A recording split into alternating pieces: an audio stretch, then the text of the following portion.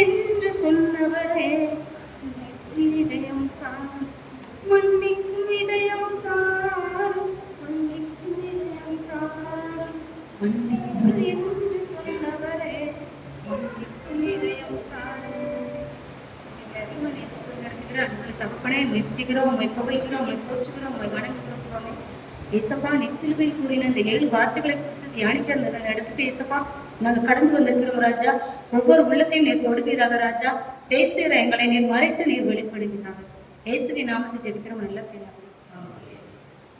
ஆண்டவராகிய இயேசு கிறிஸ்து சிலுவையில் கூறிய இந்த 7 பூக்களையும் 7 பூக்களையும் மாலையாக தொடுத்தால் முதல் பூ மன்னிப்பு, 2வது பூ இரட்சிப்பு, 3வது பூ பராமரிப்பு, 4வது பூ திகைப்பு, 5வது பூ தகைப்பு என்றால் தாகம், 6வது பூ முடிப்பு, 7வது பூ ஒப்புவிப்பு.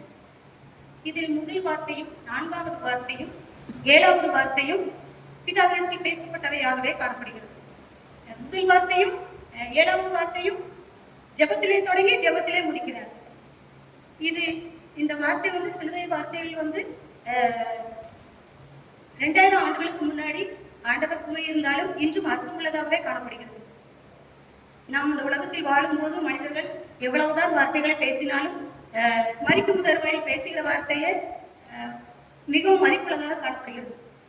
இந்த இயேசுவ பேசிய 7 வார்த்தைகளுமே 4 சுவிசேஷத்திலும் சொல்லப்பட்டிருக்கிறது.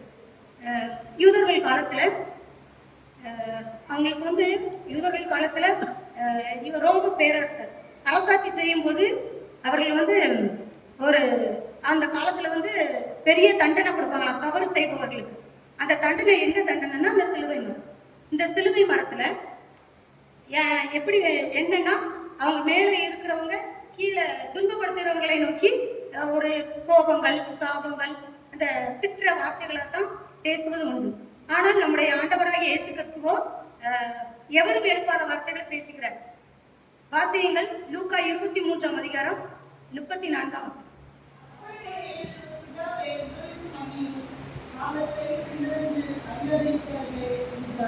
இயேசு, பிதாவே இவர்களை மன்னியும், தாங்கள் செய்கிறது இன்னதென்று அறியாதிருக்கிறார்களே என்றார். பிதாவே இவர்களை சபியும், இவர்களை பழிவாங்கும் என்றல்லவா கேட்டிருக்க வேண்டும் இவர். ஆனால் அப்படி செய்யாமல் மன்னிக்க வேண்டும் என்று கேட்கிறார். அடித்தவர் தானே அடிபட்டவரிடம் மன்னிப்பு கேட்க வேண்டும். இவர் அடிபட்டவரிடம் மன்னிப்பு கேட்கிறார். நம்முடைய ஆண்டவராகிய இயேசு கிறிஸ்து இவர்களுக்கு மன்னியும் என்று கேட்கிறார். தம்மை காட்டி கொடுத்த யூதாசையா, இல்லை தம்மை மறுதளித்த பேதுருவையா, இல்லை தம்மை பழியை போட்டு அநியாயமாய் குற்றம் சாட்டிய அங்கு வந்திருந்த தலைமை குருவையா, இல்லை தம்மை அவதூறாக பேசிக்கொண்டு வழிபோக்கர்கள் அனைவர் சென்றார்களே அவர்களா, இல்லை தம் மீது குற்றமில்லை என்று தெரிந்தும் தம் மீது மரணத்தை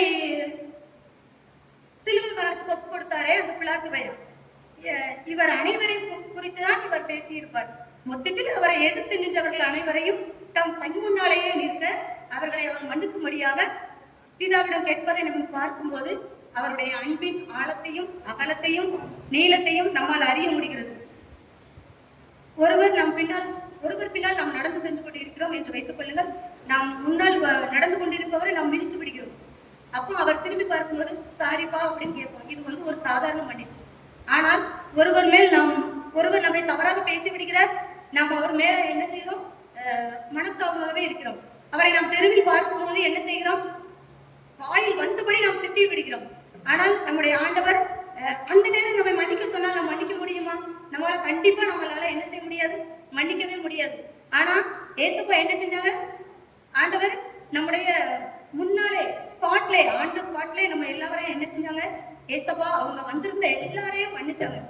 உலகை உருவாக்கியவர், இந்த உலகை உருவாக்கியவர், இந்த உலகை காக்கவும் இந்த உலக மக்களின் பாவங்களுக்காக தம்மை மீட்கவுமே இங்க என்ன செஞ்சாரு? நமக்காக திருவாதிர வழியாக தம்மை ஒப்பு கொடுத்தார். இயேசுவானவர் ஏதேனிலே அஸ்திவாரம் போட்டு பெத்லகேமிலே உருவாகி கெத்செமனேயிலே ஒத்திகை பார்த்து இந்த சிலுவையில் பாடுகளை சகித்துக் கொண்டு நமக்காக சிலுவையிலே தொங்கிக் கொண்டிருக்கிறார். ஆப்பிரிக்க தேசத்திலே ஒரு உண்மையான சம்பவம் நடந்தது. ஒரு தேவனுடைய ஊழியக்காரர் இருந்தார். அவர் வந்து ஒரு சர்ச்சையை ஆரம்பித்து அநேக ஆத்துமாக்களை தேவனுடைய வழியில் நடத்தி சென்றவர். ஒரு நாள் தன்னுடைய மனைவிக்கும் இவருக்கும் ஒரு கருத்து வேறுபாடு, வீட்டுக்குள்ளே ஒரு வாக்குவாதம் வந்தது. இது நடந்து சென்று முடிந்து இதுவரை இரவை எல்லாம் தாண்டி காலையிலே அவர் எழும்பும் போது அவரது மனைவி, என்னங்க நான் செய்தது என்னது, நான் நேத்து பேசினது தப்பு, என்னை மன்னிச்சிருங்க அப்படின்னு சொல்லி அவரது மனைவி கேட்க, ஆனால் அவரும் மன்னிக்கும் மனம் இல்லாமல் அவருடைய காரை எடுத்துக்கொண்டு சென்று விடுகிறார் ஊழியத்திற்கு. காரில் சென்று கொண்டே இருக்கும்போது எதிர்பாரா விதமாக அவருக்கு ஒரு ஆக்சிடென்ட் நடக்குது. அந்த ஆக்சிடென்ட் நடக்கும்போது அவர் என்ன செய்கிறார், எல்லாரும் ஓடி போய் அந்த இடத்துக்கு பார்க்குறாங்க. அவர் சரீரத்தில் அவருடைய உயிர் இல்லை. அந்த நேரம் என்ன நடக்குதுன்னு பார்த்தீங்கன்னா, அவரை வந்து உடனே மருத்துவமனைக்கு என்ன செய்யறாங்க, எடுத்துட்டு போன உடனே அவரை வந்து நம்ம இங்க வந்து உடனே போஸ்ட்மார்டம் ஒரு 2 நாட்கள்ல போஸ்ட்மார்டம் பண்ணி தந்துருவாங்க. ஆனா வெளிநாடுகள்ல என்ன செய்வாங்கன்னா ஒரு 3 நாட்கள் ஆகலாம், 7 நாட்கள் வரை கழித்து தான் போஸ்ட்மார்டம் பண்ணி கொடுப்பாங்களாம். அப்படி இருக்கும்போது இவரை தனியா ஒரு அறையில கொண்டு என்ன செஞ்சுட்டாங்க, வச்சுட்டாங்க. அவருடைய சரீரத்தை தனியா பிணவரையில கொண்டு வச்சுட்டாங்க. இவருடைய ஆத்மா பரலோகத்துக்கு செல்கிறது. இந்த போற வழியிலே சுத்தமான இடத்தை பார்த்த உடனே அவருக்கு மிகவும் சந்தோஷம். நானா இந்த இடத்தில் வாழப்போகிறேன் இனி அப்படி என்று மிகவும் சந்தோஷம். அந்த வேளையில் 2 தேவதூதர்கள் வருகிறார்கள். வந்த உடனே இவரை மறிக்கிறார்கள். அப்போ மறிக்கிறார்கள், அந்த இருவரும் இவரை மறிக்கிறார். மறித்தவுடன் அப்போ அவர்கள் சொல்கிறார்கள், உனக்கான இடம் இந்த இடம் அல்ல என்று சொல்லும் போது இவர், ஏன் நான் என்ன செய்தேன், நான் இந்த உலகத்தில் வாழும் போது நிறைய ஆத்துமாக்களை ஆதாயப்படுத்தினேனே, நிறைய விசுவாசிகளை என்னுடைய சபையில நான் சேர்த்தேனே, ஒரு மறைமுகமான பாவம் என்னிடம் இல்லையே, நான் ஏசப்பாவுக்கு நிறைய ஊழியம் செய்தேனே, என்னிடம் ஒரு தவறும் இல்லையே, நான் ஏன் பரலோகத்துக்கு எனக்கு இடம் கிடையாது என்று சொன்னீங்கன்னு சொல்லிக் கொண்டிருக்கும் போது அவரோட வாக்குவாதத்தில் ஈடுபட்டு கொண்டிருக்கிறார் இவர். அப்போது இயேசுவானவர் அங்கே வருகிறார். வரும்போது அப்ப நீ செய்ததெல்லாம் சரிதான், ஆனா நீ ஒரே ஒரு காரியத்துல நீ என்ன செஞ்சுட்ட, தப்பு பண்ணிட்ட, இங்கே பாரு என்று சொல்லி அவர் அங்கே ஒரு திரையை காட்டுகிறார். காட்டும்போது அவர் மனைவி காலையில மன்னிப்பு கேட்கும் போதும் அவர் மன்னிப்பு கொடுக்காம அவர் சாதாரணமா எழுப்பி போனதும் அங்கே ஏசப்பா ஒரு திரையில காட்டுறாங்க. ஆண்டவரே இது ஒரு தப்பா அப்படின்னு ஆண்டவர்கிட்ட கேட்க, ஆமாப்பா இதுதான்ப்பா பெரிய தப்பு, இந்த பூமியில நீ சில பேரை நீ மன்னிக்கலன்னா நான் என்ன செய்வேன், நான் உன்னை மன்னிக்கவே மாட்டேன், நான் எழுதி வச்சிருக்கேனே, நீ ஏன் இப்படி இருக்க அப்படின்னு கேட்கும்போது அவர், இல்ல நான் வந்து பெரிய பெரிய பாவங்கள் தான் அந்த உலகத்துல தவறு, சின்ன சின்ன பாவங்கள் தான் தப்பு இல்லை அப்படின்னு நாங்க மைண்ட்ல வைத்துக்கொண்டு இந்த உலகத்துல நாங்க வாழ்ந்து கொண்டிருக்கிறோமே என்று சொல்லி அவரிடம் கதறுகிறார். எனக்கு ஆண்டவரை எனக்கு மன்னிப்பு தாங்களா, நான் அந்த உலகத்துல போய் நான் என்ன செய்யணும், நான் அந்த மன்னிப்பின் அவசியத்தை நான் கேட்கணும். அப்படி நாங்க எங்க உலகத்துல எல்லாம் நான் பார்க்கும்போது எங்களுடைய ஊழியக்காரர்களும் இப்படிதான் இருக்காங்க, விசுவாசிகளும் இப்படிதான் இருக்காங்க. மாமியார் மருமகள் கூட பேசுகிறது இல்லை, மருமகள் மாமியார் கூட பேசுகிறது இல்லை, நாத்தனார் கூட பேசுகிறது இல்லை. இப்படித்தானே நாங்கள் பூமியில் வாழ்ந்து கொண்டிருக்கிறோம். எனக்கு ஒரே ஒரு தவணை தாங்கள, நான் அந்த மன்னிப்பு என்கிற வார்த்தையை வச்சு நான் இந்த பூமியில போய் நான் சொல்கிறேன் என்று சொல்லி கதறி அழுதாராம்.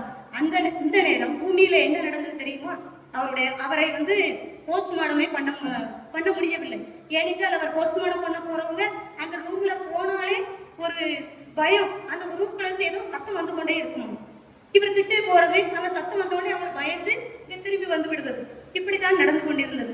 திரும்ப 2வது நாள் போனாராம். அவருக்கு மனசுக்குள்ளே ஒரு பயம், இதை வந்து நம்ம என்ன செய்ய முடியாது, போஸ்ட்மார்டமே பண்ண முடியாது என்று சொல்லி அவர் திரும்ப கொடுத்து விட்டாராம்.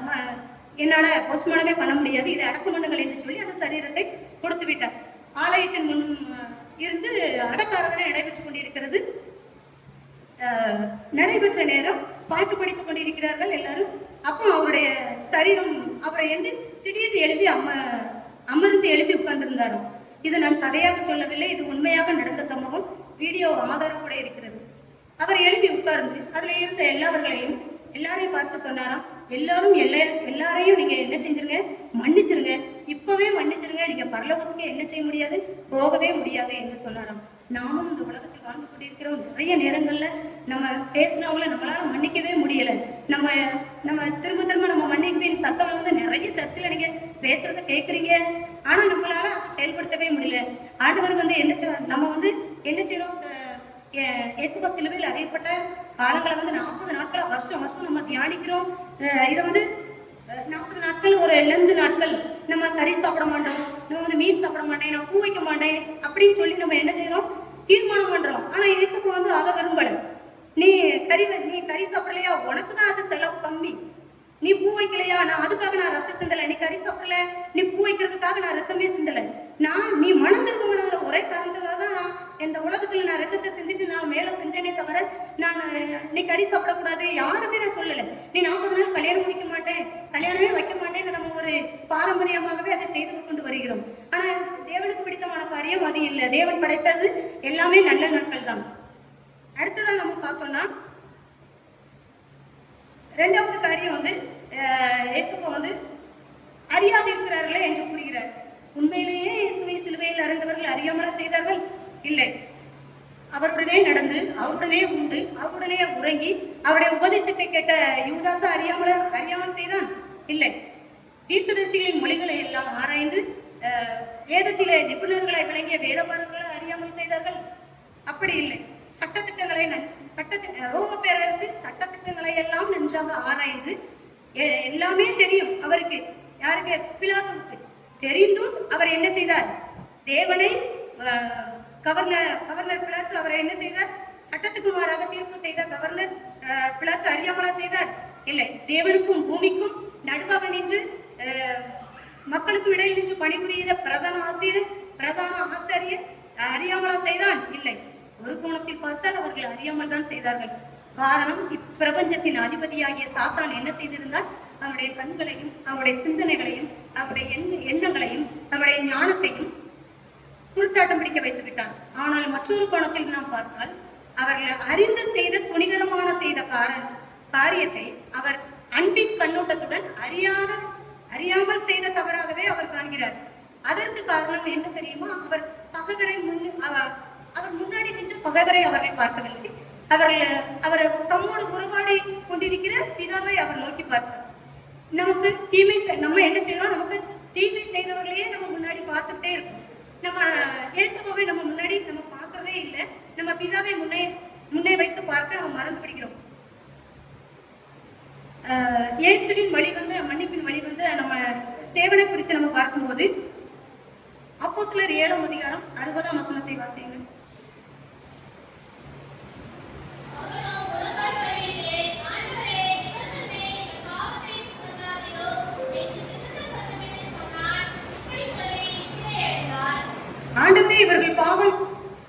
ஆண்டவரே இவர்கள் மேல் இந்த பாவத்தை சுமத்தாதிரும் என்று மிகுந்த சத்தமிட்டு வேண்டுதல் செய்தானாம்.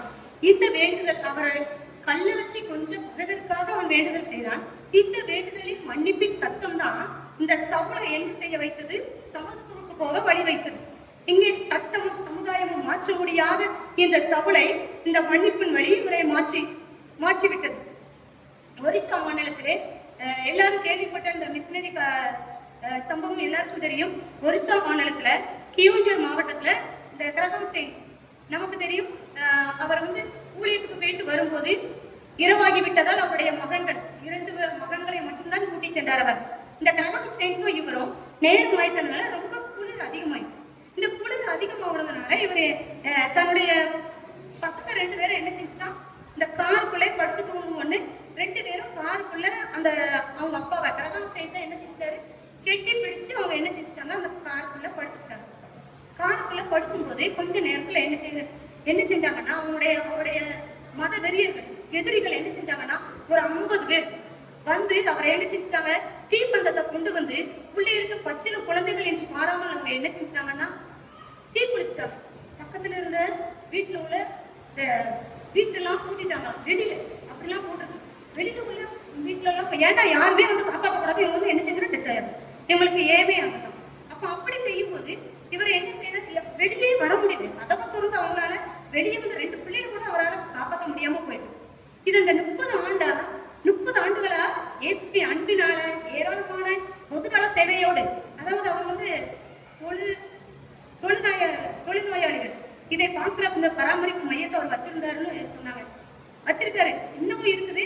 அவருடைய மனைவி வந்து அந்த அந்நிய தேசத்துல அவருடைய அன்பான கணவனையும் அவருடைய 2 பிள்ளைகளையும் இழந்துட்டாங்க. ஒரே ஒரு மகள் மட்டும், அவருடைய மகள் பேர் எஸ்தர். அந்த மகளும் அவங்களும் சொன்ன காரியம் என்னன்னா, அந்த அடக்க ஆராதனையில அவங்க சொன்ன காரணம் என்னன்னா, அவங்க இருந்தவங்க எல்லாரையும் அவங்களுடைய நெஞ்சையே உலுக்கி விட்டது என்று நாம் சொல்லலாம். அவருடைய சொன்ன அந்த நேரம் சொன்ன கருணை மொழிகள் என்னன்னா, என்னுடைய அன்பான கணவனையும் என்னுடைய 2 மகன்களையும் கொன்ற இந்த அநியாயமா தீக்கு இரையாக்கின அந்த மனிதர்களை நான் என்ன செய்கிறேன், மன்னிக்கிறேன். நான் அவங்கள மனப்பூர்வமா மன்னிக்கிறேன்.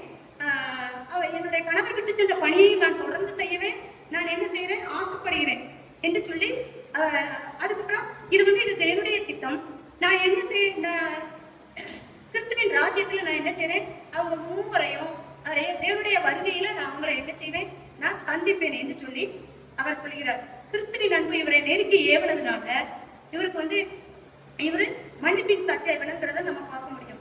இந்த மன்னிப்புங்கிற ஜெபத்தின் மூலம், ஆண்டவர் செய்த இந்த மன்னிப்புங்கிற ஜெபத்தின் மூலம் நம்ம 3 காரியங்களை அறிந்து கொள்கிறோம். முதலாவது, நாம் மன்னிக்கப்பட வேண்டும். நாம் மற்றவர்களை மன்னிக்க வேண்டும். 3வதாக, பிறருக்காக நாம் மன்றாடி ஜெபிக்க வேண்டும். கிறிஸ்துவுக்குள் தேவன் உங்களுக்கு மன்னித்தது போல நாமும் ஒருவருக்கொருவர் மன்னியுங்கள் என்று எபேசியர் 4:32 சொல்லப்பட்டதின்படி மன்னிப்பது என்பது தெய்வீக குணம். தேவனாகிய இயேசு நம்ம நிலைத்திருக்கும் போது நம்ம என்ன செய்ய முடியும், மன்னிக்க சுவாபமும் நமக்கு நிறைந்திருக்கும். இந்த மன்னிப்பு என்று ஒரு சொல்ல நம்ம மறந்துறதுனாலதான் நம்முடைய குடும்பங்களையும் நம்முடைய திருச்சபைகளையும் நம்முடைய நாடுகளையும் நம்ம பார்க்கிறோம். மன்னிப்புங்கிறது இல்லாம நம்முடைய நாடுகளே சின்ன பின்னமாகி கொண்டிருக்கிறது நம்ம கண்கூடாக நம்ம இப்போது பார்த்து கொண்டிருக்கிறோம். ஆகவே நம்ம என்ன செய்யணும், இயேசுவை போல நாமும் மன்னித்து மறந்து நம்ம வாழ வேண்டும். ஜெபம். மன்னிப்பு என்ற வார்த்தையை குறித்து பேச செய்த தயவுக்காக உங்களுக்கு நன்றி ஏசப்பா. அப்ப 2வது வார்த்தையை குறித்து ஏசப்பா, வரப்போகிற பிள்ளைகள் மேல நீங்க இருங்க ஏசப்பா, எங்களை பாதுகாத்துக் கொள்ளுங்க. தொடக்கம் முதல் முடிவு வரை எங்களோடு கூட இருந்து வழி நடத்துங்க. ஒவ்வொரு வார்த்தையும் வந்திருக்கிற ஒவ்வொரு பிள்ளைகளையும் தொடுவதாக ராஜா இயேசுவின் நாமத்தை ஜெபிக்கிற நல்ல பிதாவே, ஆமென். ஜெபம் செய்வோம்.